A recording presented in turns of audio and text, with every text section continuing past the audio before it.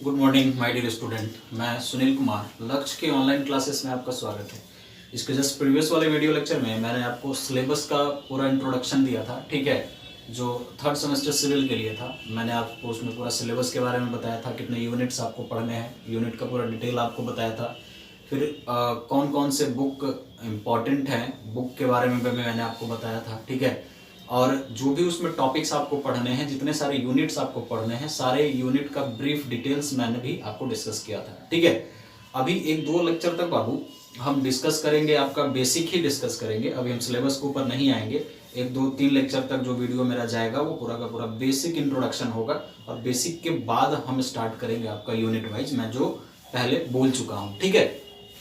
आज जो हम स्टार्ट करेंगे मैकेनिक्स ऑफ मटेरियल या मैकेनिक्स ऑफ स्ट्रक्चर बोलो या स्ट्रेंथ ऑफ मटेरियल बोलो या मैकेनिक्स ऑफ सॉलिड बोलो, उसका बेसिक स्टार्ट करेंगे। मतलब कहने का ये है कि ये सब्जेक्ट आया कहाँ से, इसको हम लोग कैसे अच्छे से डिटेल में समझ सकते हैं, ठीक है, और इसका क्या क्या एजम्पशंस है, क्या क्या इसका इंजीनियरिंग लाइफ में क्या क्या इसका स्कोप्स है, इन सारी चीज़ों के बारे में बात करेंगे।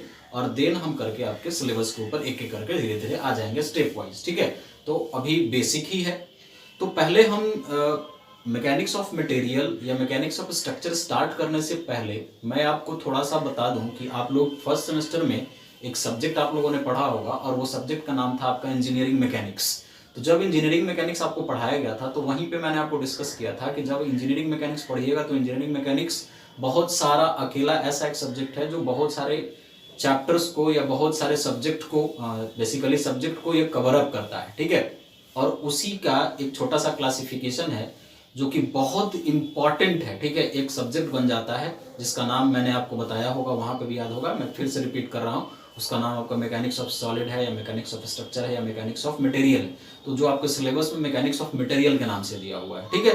तो ये डिटेल में मैंने आपको बताया था। तो पहले हम इंजीनियरिंग मैकेनिक्स को बताते हुए तब हम आपको आगे की तरफ इंट्रोड्यूस कराएंगे। तो पहले ये देख लीजिए, समझ लीजिए, इंजीनियरिंग मैकेनिक्स ये आप लोग पढ़ चुके हैं। इंजीनियरिंग मैकेनिक्स में होपफुली आपको बताया गया होगा कि ये मैकेनिक्स का वैसा ब्रांच है जहां पर हम स्टडी करते हैं कि अगर किसी भी रिजिड बॉडी के ऊपर एक्सटर्नल फोर्स का एप्लीकेशन होता है, तो एक्सटर्नल फोर्स के एप्लीकेशन के बाद उस बॉडी का जो नेचर होगा, तो नेचर मैंने आपको बताया था कि जब कभी भी रिजिड बॉडी के ऊपर फोर्स का एप्लीकेशन होगा तो वो बॉडी या तो स्टेट में रहेगा, उसका स्टेट क्या होगा, तो बॉडी आपका रेस्ट में भी हो सकता है या बॉडी आपका मोशन में होगा। तो उसके बिहेवियर के बारे में जहां तुम पढ़ोगे, ठीक है, वो आपका कहलाता है बेसिकली आपका इंजीनियरिंग मैकेनिक्स। मैकेनिक्स में मैंने आपको डिस्कस कराया था कि मैकेनिक्स आपका एक फिजिक्स का ब्रांच है जहां पे हम स्टडी करेंगे कि अगर बॉडी के ऊपर फोर्स का एप्लीकेशन हुआ, तो बॉडी के ऊपर फोर्स का एप्लीकेशन हुआ तो बॉडी का क्या क्या स्टेट होगा, क्या क्या उसका अवस्था होगा, क्या क्या उसका बिहेवियर होगा, इसके बारे में जहां तुम पढ़ोगे या जहां आप लोग स्टडी किए या बताया गया होगा, अच्छे से आप लोग पढ़ के आए होंगे, ठीक है। तो उसको हम लोग बोलते हैं इंजीनियरिंग मैकेनिक्स। तो वहां पे स्टेट आपको बताया गया होगा कि हो सकता है कि बॉडी आपका रेस्ट में रहे, ठीक है, या हो सकता है बॉडी आपका मोशन में रहे, या हो सकता है कि बॉडी आपका क्या कर जाए, डिफॉर्म कर जाए। डिफॉर्म कर जाए, डिफॉर्म कहने का मतलब आपका क्या हुआ कि एक्सटर्नल फोर्स लगने के बाद बॉडी अपने शेप और साइज को चेंज कर देगा, that will be called deformation. ये मैकेनिक्स का डेफिनेशन है। मैकेनिक्स में ही एक छोटा सा और उसका टाइप आया था जिसको हम लोग इंजीनियरिंग मैकेनिक्स बोले थे। तो इंजीनियरिंग मैकेनिक्स में मैंने आपको बताया था कि ये क्या है।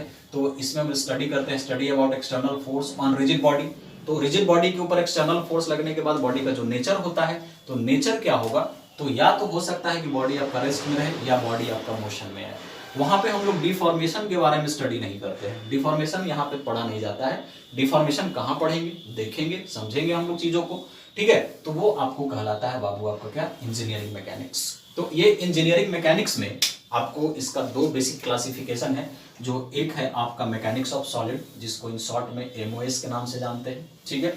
दूसरा आपका मैकेनिक्स ऑफ स्ट्रक्चर, ठीक है, जिसको एमओएस के नाम से ही जानते हैं। जो प्रीवियस सेमेस्टर में या प्रीवियस सिलेबस में देखा जाए तो सिविल के बच्चे को एमओएस मैकेनिक्स ऑफ स्ट्रक्चर के नाम से पढ़ना था फोर्थ सेमेस्टर में।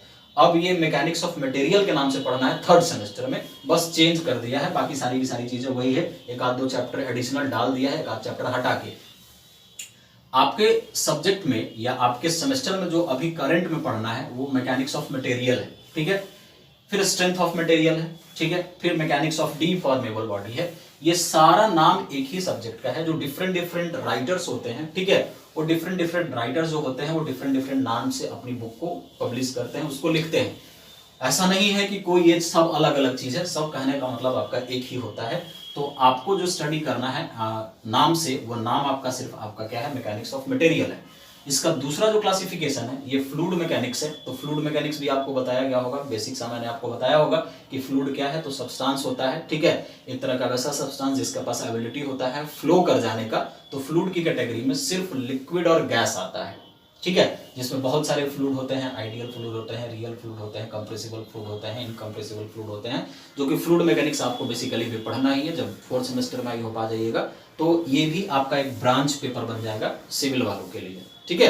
अभी ये सब्जेक्ट पढ़ रहे हैं जो मैकेनिकल के बच्चे हैं, वो उनको पढ़ रहे हैं fluid mechanics and hydraulics machine के नाम से, लेकिन अभी आपको नहीं पढ़ना है। तो फोर्थ में आइएगा तो आई होप ये मिलेगा आपको।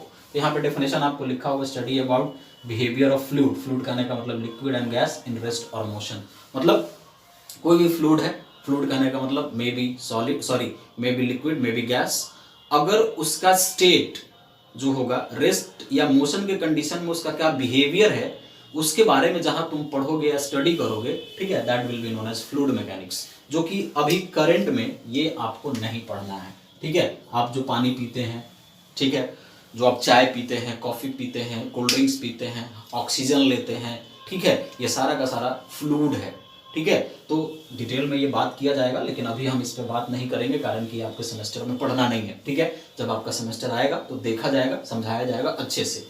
अभी जो हम लोग बेसिकली बात करेंगे, अभी हम लोग मेनली इस सब्जेक्ट के ऊपर बात करेंगे। ये जो आपका मैकेनिक्स ऑफ सॉलिड लिखा हुआ है, मेनली हम लोग इस पूरे के ऊपर बात करेंगे, ठीक है। तो मेन मेरा जो फोकस होगा इसके ऊपर करेंगे। इसका दो टाइप और हो जाता है, एक होता है रिजिड बॉडी और एक होता है डिफॉर्मेबल बॉडी। कहीं कहीं किताब में इसको मैकेनिक्स ऑफ रिजिड बॉडी के नाम से लिखता है, और ये डिफॉर्मेबल बॉडी कहीं कहीं इसको मैकेनिक्स ऑफ डिफॉर्मेबल बॉडी के नाम से लिखता है। ये इसका दो टाइप, एक स्टैटिक्स, एक डायनेमिक्स। स्टैटिक्स क्या है बताएंगे, डायनेमिक्स का दो टाइप, एक है आपका काइनेमेटिक्स, एक है आपका काइनेटिक्स। तो इसको भी हम ब्रीफली डिस्कस करेंगे कि मैकेनिक्स ऑफ सॉलिड या मैकेनिक्स ऑफ स्ट्रक्चर या मैकेनिक्स ऑफ मटेरियल कहते किसको हैं, एक एक करके हम लोग बात करेंगे, फिर इसका स्कोप्स देखेंगे, ठीक है। तो पहले हम आपको बता दें कि रिजिड बॉडी क्या होता है, ठीक है। तो रिजिड बॉडी आप लोग सुने भी होंगे, जानते भी होंगे बाबू कि रिजिड बॉडी क्या होता है। तो रिजिड बॉडी एक ऐसा बॉडी है जिसपे यदि एक्सटर्नल फोर्स का एप्लीकेशन किया जाए तो एक्सटर्नल फोर्स के एप्लीकेशन के बाद वो बॉडी अपने शेप और साइज को चेंज नहीं करता है, ठीक है। तो क्यों नहीं करता है, ऑब्वियस सा बात है कि अगर कोई मटेरियल है और वो बहुत सारे डिफरेंट एटम्स और मॉलिक्यूल्स को मिला के बना हुआ है, अगर इंटरमॉलिक्यूलर फोर्स ऑफ अट्रैक्शन या इंटरमॉलिक्यूलर पैकिंग बहुत ज्यादा स्ट्रांग होगा दो मॉलिक्यूल्स के बीच का, ठीक है, तो वो बॉडी उतना ज्यादा या वो मटेरियल उतना ज्यादा स्ट्रांग होगा।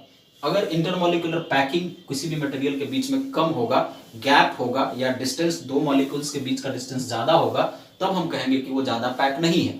तो जितना स्ट्रॉन्गर पैकिंग होगा बॉडी उतना ज्यादा रिजिड होगा, ठीक है। तो रिजिड का सिंपल सा मतलब ये होगा कि एक्सटर्नल फोर्स लगा, मतलब जो बाहरी बल लगा, उस बल के कारण बॉडी जो है अपने शेप और साइज को डिस्टर्ब नहीं करेगा, चेंज नहीं करेगा, मतलब उसके अंदर डिफॉर्मेशन नहीं आएगा। That will be known as क्या, रिजिड बॉडी। डेफिनेशन मैं लिखवाऊंगा, क्लियर सारी चीजों का डेफिनेशन लिखवाऊंगा, अभी बातों को सुनते जाइए, ठीक है।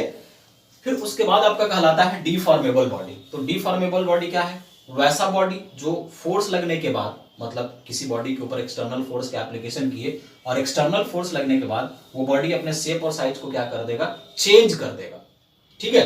तो वो कहलाएगा डिफॉर्मेबल बॉडी, ठीक है। जैसे दुनिया की सारी चीजें डिफॉर्मेबल है, दुनिया में परफेक्टली रिजिड नाम का कोई चीज एग्जिस्ट नहीं करता है। अगर परफेक्टली रिजिड नाम का कोई चीज एग्जिस्ट कर जाएगा, तो अगर आप मान लेते हैं कि कोई मटेरियल है, रिजिड मटेरियल है, ठीक है, और उससे आपने अपने मकान को बनवाया या घर को बनवाया, ठीक है, और फोर्स लगने के बाद वो बॉडी अपने शेप और साइज को चेंज नहीं करेगा, तो उसी से आप बनवा दीजिए, उसी मटेरियल से आप घर को बनवा दीजिए। कितनों भूकंप आए, आंधी आए, तूफान आए, पूरा अर्थ जैसे तैसे हो जाए, फिर भी वो मटेरियल डिस्टर्ब नहीं करेगा, टूटेगा ही नहीं। तो ऐसा पॉसिबल नहीं है। दुनिया की सारी चीजें डिफॉर्मेबल होती है, लेकिन उसका अपना एक क्राइटेरिया होता है कि इतना फोर्स लगाएंगे तब वो डिफॉर्म होगा। कोई ऐसा बॉडी होगा जो कम फोर्स पे डिफॉर्म हो जाएगा, कोई ऐसा बॉडी होगा जो ज्यादा से ज्यादा मैक्सिमम से मैक्सिमम फोर्स को लगाइएगा तब वो डिफॉर्म होगा, लेकिन डिफॉर्म वो करेगा। जैसे अगर हम बात कर ले स्टोन और ब्रिक्स का, ठीक है, तो स्टोन ब्रिक के कंपेयर में ज्यादा रिजिड है, ऐसा नहीं है कि स्टोन आपका डिफॉर्म नहीं होगा, स्टोन भी टूटता है। ऐसा नहीं है कि ब्रिक आपका नहीं टूटता है, ब्रिक भी टूटता है। सबसे हार्डेस्ट मटेरियल का नाम आप लोगों ने सुना होगा, डायमंड होता है। तो ऐसा नहीं कि डायमंड ब्रेक नहीं होता, डायमंड भी ब्रेक होता है, लेकिन एक सर्टेन लिमिट तक फोर्स लगाइएगा तो उसमें डिफॉर्मेशन नहीं आएगा। लिमिट से ज्यादा उसमें फोर्स लगा दीजिएगा तो मटेरियल आपका क्या कर जाएगा, डिफॉर्म कर जाएगा। तो ये सारा चीज कैसे होता है वो हम लोग इस सब्जेक्ट के अंदर में पढ़ेंगे, जो कि बेसिकली स्ट्रेस स्ट्रेन कर्व है। उस कर्व के माध्यम से हम सारी चीजों को समझेंगे कि मटेरियल जब फ्रैक्चर करेगा तो क्या क्या उसमें स्टेज आते हैं, डिफरेंट डिफरेंट, वो डिफरेंट डिफरेंट स्टेज को भी हम लोग देखेंगे, समझेंगे। तो वो तो बात की बात है, देखा जाएगा सिलेबस पे आएंगे तब। तो आई होप ये दो टर्म आपको समझ में आया, रिजिड बॉडी और डिफॉर्मेबल बॉडी। इसको हम लोग नॉन रिजिड बॉडी भी बोलते हैं और इसको हम लोग नॉन डिफॉर्मेबल बॉडी भी बोलते हैं। तो डिफॉर्मेबल बॉडी क्लियर है। इस डिफॉर्मेबल बॉडी के अंदर में दो चीजें आती है, एक स्टैटिक्स होता है, एक डायनेमिक्स होता है। तो स्टैटिक्स क्या कहता है, बेसिकली ये इंजीनियरिंग मैकेनिक्स का दोनों पार्ट है। तो स्टैटिक्स क्या कहता है, इंजीनियरिंग मैकेनिक्स का वैसा ब्रांच जिसमें हम स्टडी करें कि अगर कोई भी बॉडी रेस्ट में है, मतलब रेस्ट में कहने का मतलब टोटल फोर्स अगर बॉडी के ऊपर लगा रहे हैं और फोर्स का इफेक्ट उस बॉडी के ऊपर जीरो है, ठीक है, मतलब टोटल फोर्स जीरो के बराबर हो गया। चाहे वो फोर्स आप एक्स में लगाओ, चाहे वो फोर्स अगर आप वाई में लगाओ, फिर भी बॉडी मूव नहीं कर रहा है, बॉडी कंप्लीट स्टैटिक कंडीशन में है, मतलब इक्विलिब्रियम कह सकते हो, ठीक है। तो उसके दरमियान बॉडी का जो नेचर होगा, बिहेवियर होगा, उसके बारे में जहां तुम पढ़ोगे या स्टडी करोगे आप लोग, उसको हम लोग स्टैटिक्स कहेंगे। एक एक करके सारा डेफिनेशन मैं आपको लिखूंगा। दूसरा है डायनेमिक्स। डायनेमिक्स क्या कहता है कि अगर आप किसी बॉडी के ऊपर फोर्स का एप्लीकेशन किए, फोर्स लगने के बाद वो बॉडी अपने स्टेट को, अपने पोजीशन को चेंज कर देता है, तब वो कहलाता है डायनेमिक्स। ये सारा सारा पढ़ा हुआ है आप लोग का इंजीनियरिंग मैकेनिक्स में, रिजिड बॉडी भी, डिफॉर्मेबल बॉडी भी। लेकिन आपके सिलेबस में रिजिड बॉडी, डिफॉर्मेबल बॉडी पढ़ना है, बताऊंगा मैं। तब यहाँ पे हम मैकेनिक्स ऑफ स्ट्रक्चर इसका डिटेल भी देखेंगे, समझेंगे, इसका स्कोप भी समझेंगे। फिर ये डायनेमिक्स को दो फर्दर पार्ट में डिवाइड किया जाता है, एक होता है काइनेमेटिक्स और एक होता है काइनेटिक्स। तो काइनेमेटिक्स क्या कहता है, काइनेमेटिक्स को क्लियर कर ले, बता देते हैं, फिर हम आएंगे एक एक करके। देखिए, ठीक है, इतना ये सब तो क्लियर किया है मैंने, ठीक है। अब इसको भी क्लियर कर दे, डायनेमिक्स तक क्लियर किया है, काइनेमेटिक्स बता दे। तो काइनेमेटिक्स क्या कहता है, काइनेमेटिक्स आपका डायनेमिक्स का ब्रांच है, ठीक है, जिसमें आपने एक्सटर्नल फोर्स किसी बॉडी के ऊपर लगाया और फोर्स लगने के बाद अब बॉडी अपने पोजीशन को चेंज किया, मतलब बॉडी में मोशन आ गया। डायनेमिक्स पढ़ रहे हैं तो ऑब्वियस सा बात है कि डायनेमिक्स में बॉडी मोशन में होगा, ठीक है। तो मोशन में आने के बाद हम उसको स्टडी करेंगे कि उस बॉडी में मोशन जो हो रहा है, सिर्फ आप मोशन को स्टडी करिए विदाउट कंसीडरिंग फोर्स। जैसे बात को थोड़ा समझना, ठीक है। अगर इसके अंदर देखा जाए, जैसे मान लो कि एक प्लेन के ऊपर मैंने एक बॉडी को रखा, ठीक है, ये बॉडी के ऊपर मैंने फोर्स लगाया, ये फोर्स इंप्लीमेंट किया F, और ये फोर्स लगने के बाद बॉडी में आ गया मोशन, ठीक है, मोशन आ गया और ये बॉडी अपनी जगह को चेंज करके यहां से यहां आ गया। बॉडी के मास में किसी तरह का कोई चेंजिंग नहीं हो रहा है, ठीक है।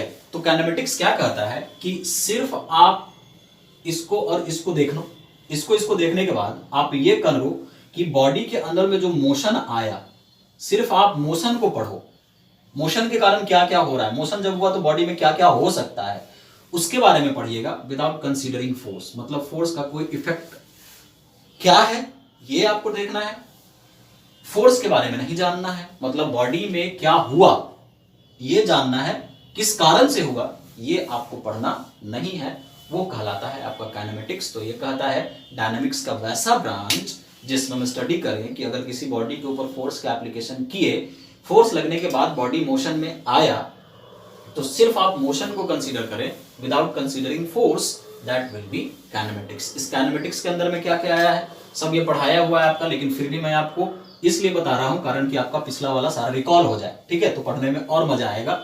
इसके अंदर आता है स्पीड, स्पीड देखा जाए, दूसरा आता है वेलोसिटी, वेलोसिटी भी आता है, तीसरा आता है आपका डिस्प्लेसमेंट, डिस्प्लेसमेंट, डिस्प्लेसमेंट, ठीक है, फिर है डिस्टेंस,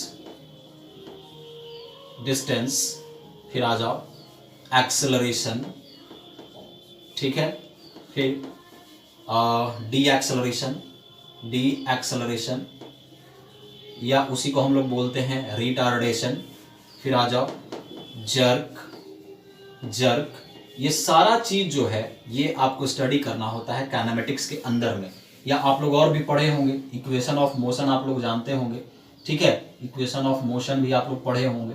वो इक्वेशन ऑफ मोशन जो आता है वो काइनेमेटिक्स के अंदर ही आता है, जैसे S = ut + ½ at² पढ़ा होगा आप लोगों ने, ठीक है, v² = u² + 2as पढ़ा होगा आप लोगों ने, v = u + at पढ़ा होगा आप लोगों ने। ये सारी चीजें काइनेमेटिक्स के अंदर आती है, ठीक है, ये सब पढ़ा हुआ है। मैं इसलिए बता रहा हूं कारण कि आपको रिफ्रेश हो जाए पूरा का पूरा, मैं पूरा बोल रहा हूं बेसिक ही चल रहा है अभी, ठीक है।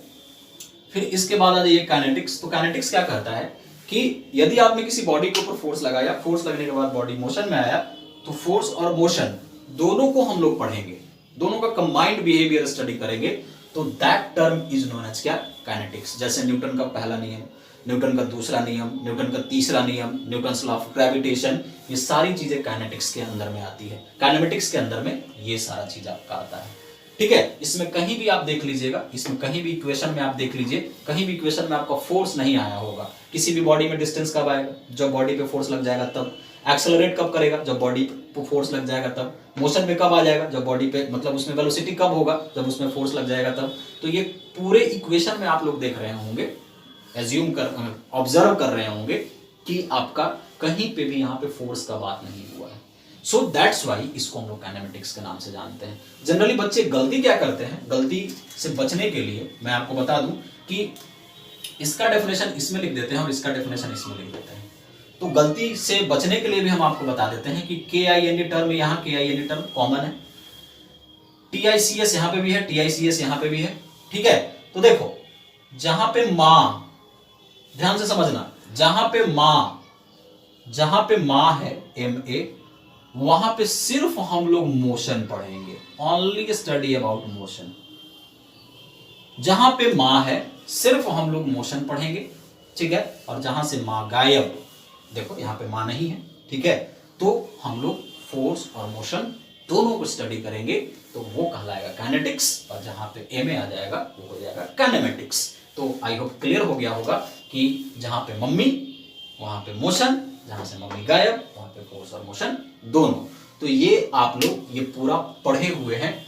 अब जब हम स्टार्ट करेंगे तो ये मैकेनिक्स ऑफ सॉलिड या मैकेनिक्स ऑफ स्ट्रक्चर या मैकेनिक्स ऑफ मटेरियल या मैकेनिक्स स्ट्रेंथ ऑफ मटेरियल या मैकेनिक्स ऑफ डिफॉर्मेबल बॉडी, इसका डेफिनेशन के साथ, इसका स्कोप के साथ हम आगे की तरफ मूव करेंगे। ये मेरा बताने का मेन पर्पस ये था कि पहले वाला आप रिकॉल कर लीजिए, बेसिक आप जानिए, बेसिक स्ट्रांग होगा तभी हम आगे की तरफ बढ़ पाएंगे, ठीक है।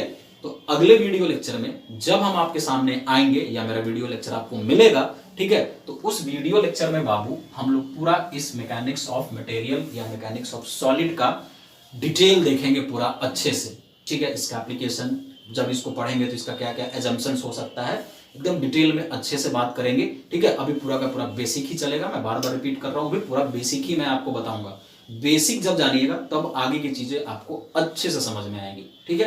तो मिलते हैं हम लोग अगले वीडियो लेक्चर में। Thank you.